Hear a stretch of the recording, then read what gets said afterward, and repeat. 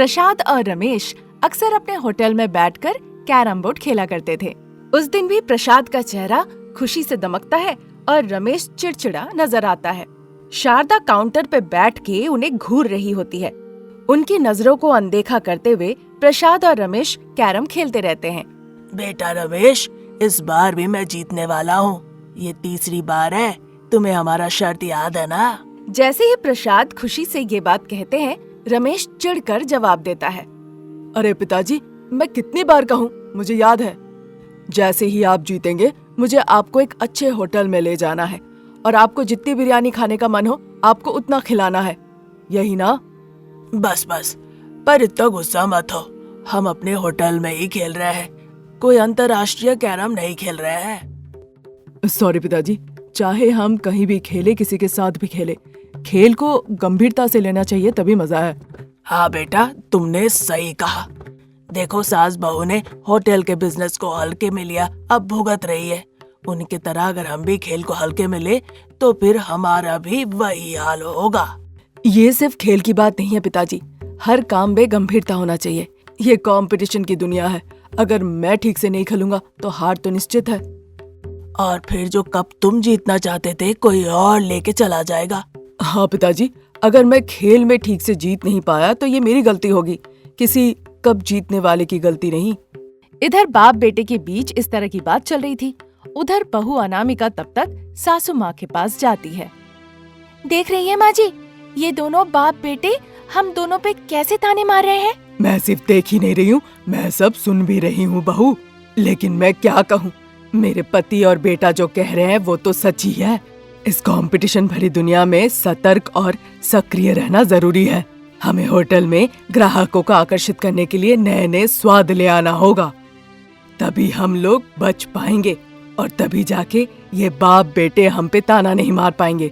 हाँ माँ जी, मैं मान सकती हूँ कि आपकी उम्र हो गई है, आप अलस हो गई हैं, लेकिन मैं तो जवान हूँ।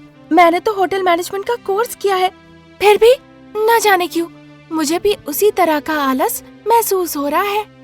अगर हम ऐसे ही अपने नुकसान का रोना रोते रहेंगे तो कुछ नहीं होने वाला बहू। हमें ये सोचना होगा कि ऐसा हम क्या नया करें जिससे ग्राहकों से हमारा होटल एकदम जगमगा जाए। हाँ।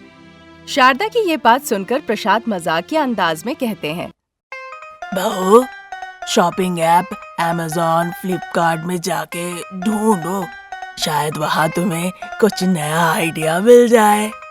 क्या कह रहे पिताजी, कुछ समझ में नहीं आया। अरे तुम्हारी सासू माँ ने कहा ना कुछ आइडिया ले आओ, मैं भी वही कह रहा हूँ, वहाँ पे जाके ढूंढो, शायद कुछ नया आइडिया मिल जाए। प्रसाद के सवाल पे शारदा ने गुस्से से जवाब दिया, सुनिए जी, आपको इतनी मजाक करने की जरूरत नहीं है। मैंने बहू से कहा कुछ करो, इसका मतलब है सोचो, और मेरी बात बहू ने भी सही समझा। हाँ माँ, बहुओं को अपनी सास को अच्छे से समझना चाहिए, तभी तो आज आपकी बहू ने होटल को इस जगह पे पहुंचा दिया है। रमेश के इस तरह से कहने पे शारदा गुस्से से उसके तरफ बढ़ती है और घूर घूर के देखने लगती है। तुम बाप बेटे को कोई जिम्मेदारी का एहसास है? यहाँ होटल खाली पड़ा हुआ है, लेकिन तुम बाप बेटे को कोई चिंता नहीं।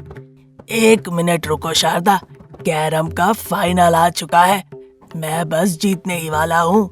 रमेश ने वादा किया है कि जीतने पर वो किसी होटल में ले जाएगा और जितनी मर्जी बिरयानी खिलाएगा। एक बार ये गेम जीत लूं, फिर हम होटल पे भी अच्छे से चर्चा कर लेंगे। जैसे ही प्रसाद ने ये बात कही, शारदा ने गुस्से से कैरम को एक तरफ धकेल दी, लेकिन प्रसाद और रमेश को गुस्सा नहीं आया। वो दोनों उठ गए और शारदा को बैठने के लिए कहा। तब तक अनामिका भी वहाँ पे आ गई। क्या बहू, क्या तुम अपनी सास के पास बैठोगी? नहीं नहीं पिताजी। शारदा, तुम बहुत गुस्सा कर रही हो। याद है तुम्हें जब मैंने तुम्हें बेटे के बारे में बताया था कितना दुखी था? हाँ, तब मैंने ध्यान नहीं दिया था, ये मेरी गलती है। लेकिन अब तो बताइए कि ये होटल की जो परिस्थिति है इसे हम कैसे सुधार सकते हैं, बस इतना बता दीजिए।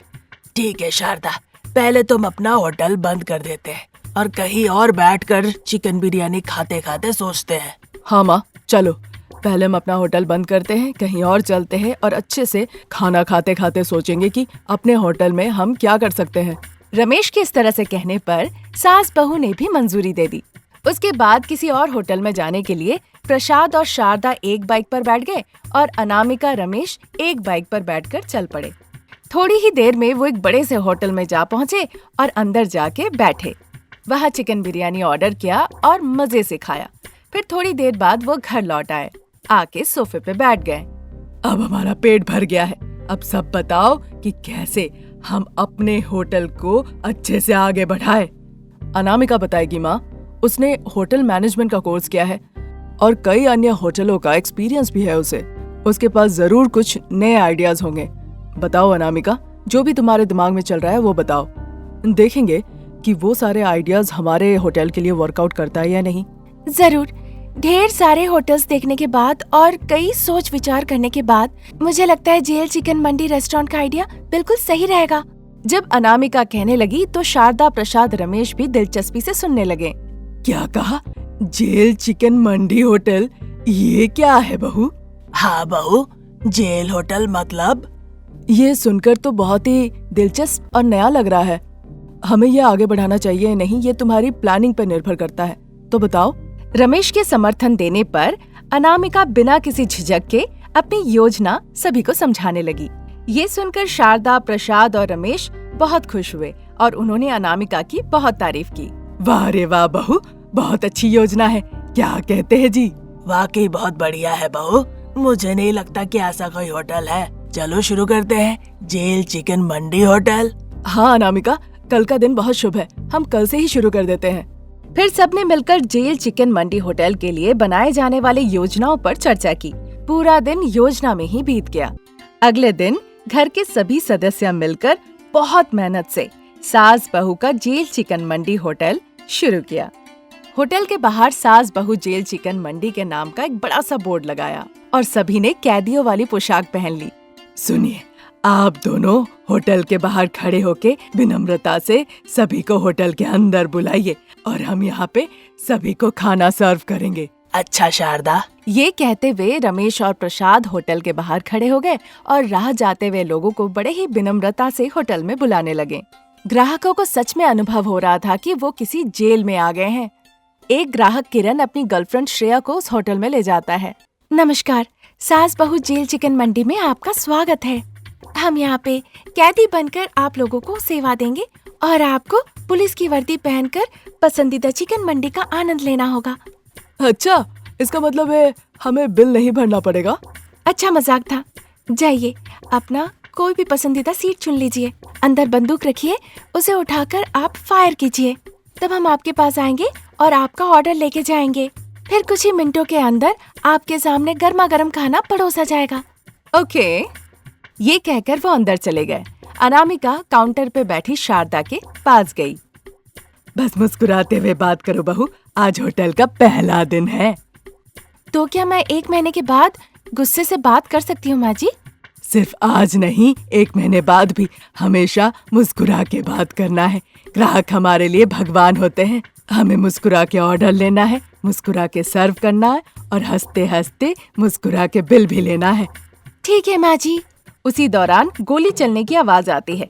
अनामिका श्रेया के पास जाती है। कहिए, क्या खाना चाहते हैं आप? ठीक है, एक चिकन मंडी ले आइए प्लीज। ये सुनते ही अनामिका वहाँ से चली गई। बाहर होटल के सामने खड़े रमेश और प्रसाद ने एक और ग्राहक को अंदर भेजा। शारदा ने उन्हें दूसरे लॉकअप में ले जाकर बैठा दिया। अनामिका चिकन मंडी लेकर श्रेया के पास आई। वहाँ खाना परोस दिया।